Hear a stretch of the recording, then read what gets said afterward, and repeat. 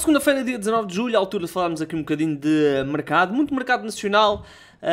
Aliás, lá por fora só destaquei aqui uma coisinha, uma contratação interessante aqui por parte do Arsenal, mas já lá vamos. Vamos começar com o Benfica. Isto porque o empresário de Valentino Lázaro, lembram-se dele, falámos dele aqui há bocadinho, o austríaco que pertence ao Inter de Milão.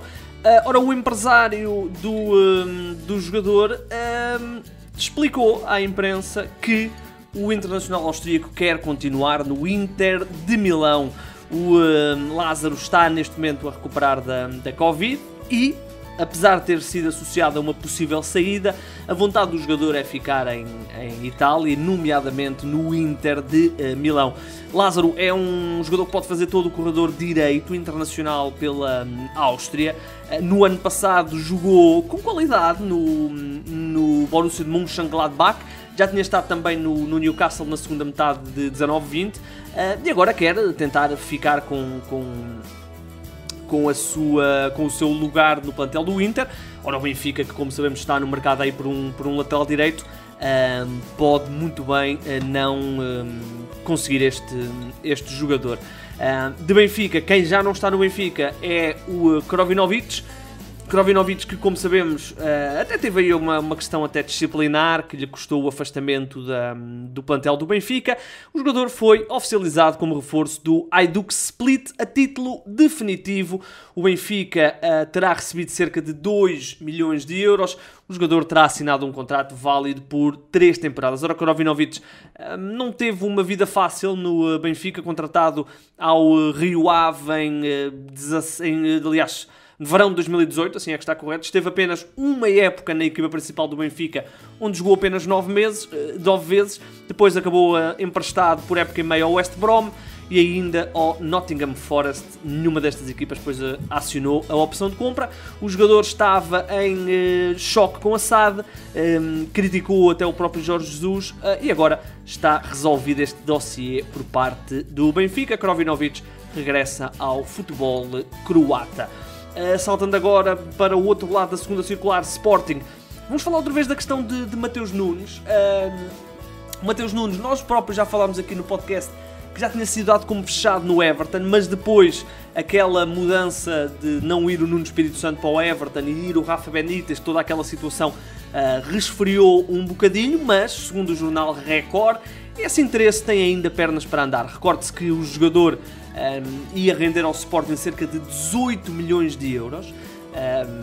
Vamos ver se esse valor se vai manter ou não, até porque o Everton tem André Gomes, o internacional português, na lista dos dispensados para Rafa Benítez e, portanto, quer reforçar o meio-campo, e é aí que entra Mateus Nunes. Ora, e muito daquilo que será o ataque do Sporting, por exemplo, a Ugarte, está ligado à questão de Mateus Nunes. Vamos ver se o jogador brasileiro vai então render esses 18 milhões de euros, entre 18 a 19, talvez até 20 milhões de euros. Ainda no Sporting há a questão de Marcus Edwards, vai ser a nossa novela de hoje. Pra você, senhor Fernando, sua insolente. Ai, dá pra ver que você tá bem atrasada nas notícias, tarântula venenosa. Sabe, assim não sou. Para! Eu te avisei várias vezes. Quem é você e o que faz aqui? É exatamente isso que eu me pergunto. Quem é você e o que faz aqui? Sou o Rodrigo Gavilã, eu sou o capataz. Quase que me esqueci aqui de lançar o genérico da novela, mas é uma novela. Marcus Edwards é um jogador que já foi dado como fechado no Olympiacos, mas aparentemente a coisa não se concretizou. O Sporting continua atento ao extremo inglês. Neste momento os Leões estão nos 7 milhões e meio por 50% do passe, já que o Tottenham tem 50% do passe do jogador. Vamos ver, há também aqui a questão de Jovane, ou seja, Jovane é um jogador com mercado, nomeadamente o PSV da Holanda, e portanto, caso o Sporting venda Jovane, pode aqui ter mais folga para atacar o Marcus Edwards. E quem diz Jovane, diz também o Mateus Nunes. Portanto, estas coisas estão todas interligadas. O Sporting vender para comprar. Para já, o extremo inglês ainda se mantém em Guimarães. Há concorrência. Houve a questão do Olympiacos, que não chegou a oferecer os tais 7 milhões e meio, mas colocava aí 2 jogadores, um deles o PP, portanto um negócio também atrativo. Se não estou em erro, o negócio era 5 milhões de euros, portanto abaixo do valor do Sporting, mas ao mesmo tempo, naturalmente, com a inclusão de 2 jogadores, eu não quero errar, um era o PP, isto tenho total certeza, e o outro era o Tiago Silva, um médio que brilhou no Nottingham Forest, mas que no Olympiacos acabou por nunca se impor. Vamos ver se esse negócio se vai concretizar e se o Sporting tem ou não capital para investir em Marcus Edwards. Saltando para o Futebol Clube do Porto, falar de Fran Sérgio, o namoro não é novo, já tinha havido esta situação até no próprio mês de janeiro, na época passada, e agora o jornal A Bola avança que os Leões vão voltar a tentar atacar Fran Sérgio, até porque Gruitch em princípio não ficará e faltará ali um jogador, ainda que o Gruitch e o Fran Sérgio não sejam bem da mesma posição, mas num esquema de 4-4-2 a coisa pode até mais ou menos funcionar, e naturalmente com mais uma opção no plantel de qualidade é sempre bem-vinda, não é? Apesar do Porto ter contratado o Bruno Costa do Passos Ferreira, mas aparece aqui a questão de Fran Sérgio. Ora, o Futebol Clube do Porto está mesmo disposto a incluir Nanu no passe. Nanu, um jogador que foi contratado na reta final do mercado do início da época passada, impressionou ao serviço do Marítimo, mas no Futebol Clube do Porto apareceu ali a espaços mais ou menos, mas acabou sempre por estar tapado, quer à direita, onde o Manafá é dono e senhor do lugar, quer até numa eventual possibilidade do Manafá jogar à esquerda, mas o Zaidu também foi dono e senhor do lugar. Vamos ver.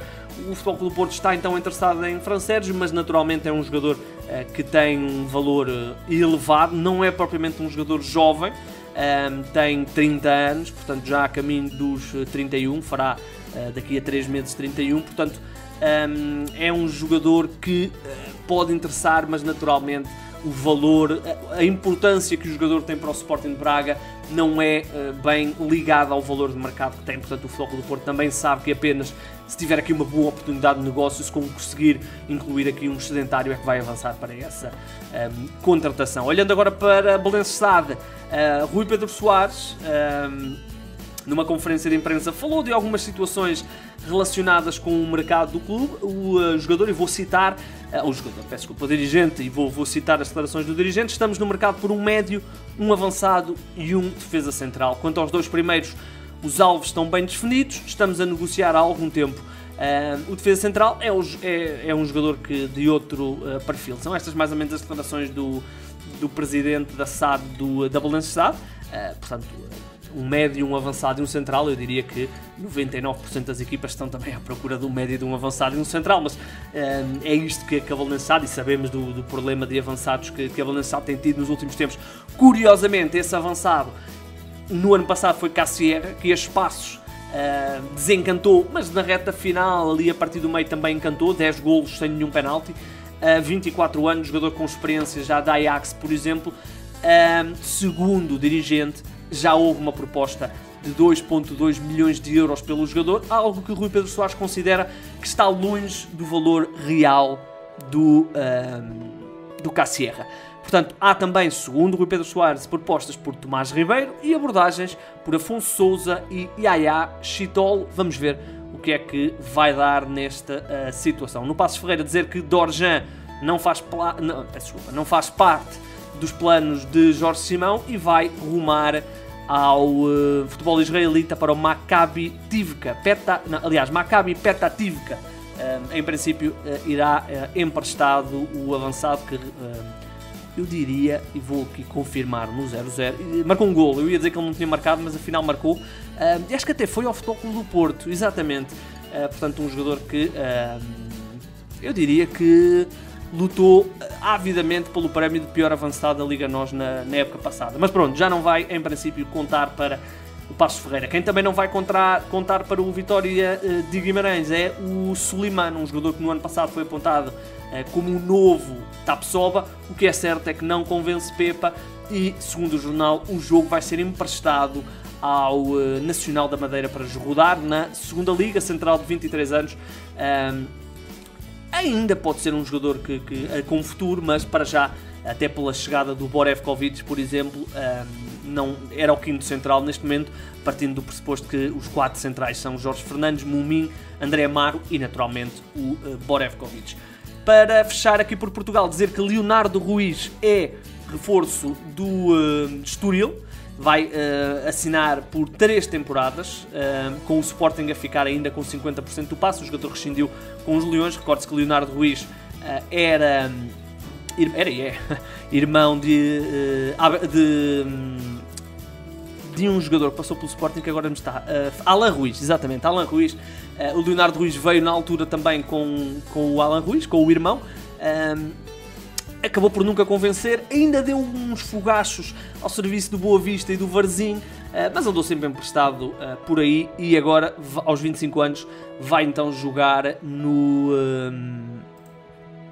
no Estoril durante as próximas 3 temporadas. Reforço interessante para a equipa do Estoril, que naturalmente, né, vai tentar lutar pela manutenção. Uma equipa que deu boas contas de si na temporada passada, e eu hoje não estou bem. Eu estava a dizer que o Leonardo Ruiz era irmão do Alan Ruiz, mas não, ele veio na altura com o Alan Ruiz, mas não era familiar. Peço imensa desculpa pelo meu lapso, já são muitos dias a falar de mercado, mas esta questão do Leonardo Ruiz está esclarecida, não é irmão de Alan Ruiz, pelo menos que os dois tenham conhecimento. Vamos então lá por fora para fechar isto.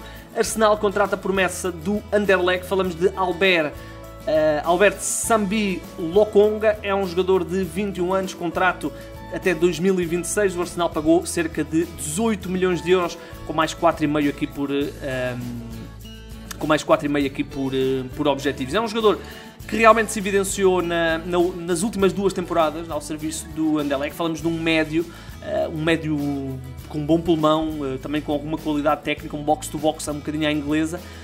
No ano passado, 37 jogos, 3 golos. Um jogador que tem estado aí também a ser falado para a própria seleção da Bélgica, e portanto vai ser o número 23 do Arsenal. É reforço, investimento em juventude por parte do Arsenal, como vem sendo natural na equipa dos Gunners. Está então tudo visto. Voltaremos amanhã com mais um podcast de mercado. Já sabe, pode nos ouvir no Spotify, no Google Podcast, no iTunes e em todas as plataformas de podcasts de que se lembra. Pode-me seguir no Twitter, meu nome é Igor Gonçalves. Estamos também no YouTube e sim, o mercado é a minha parte favorita do futebol.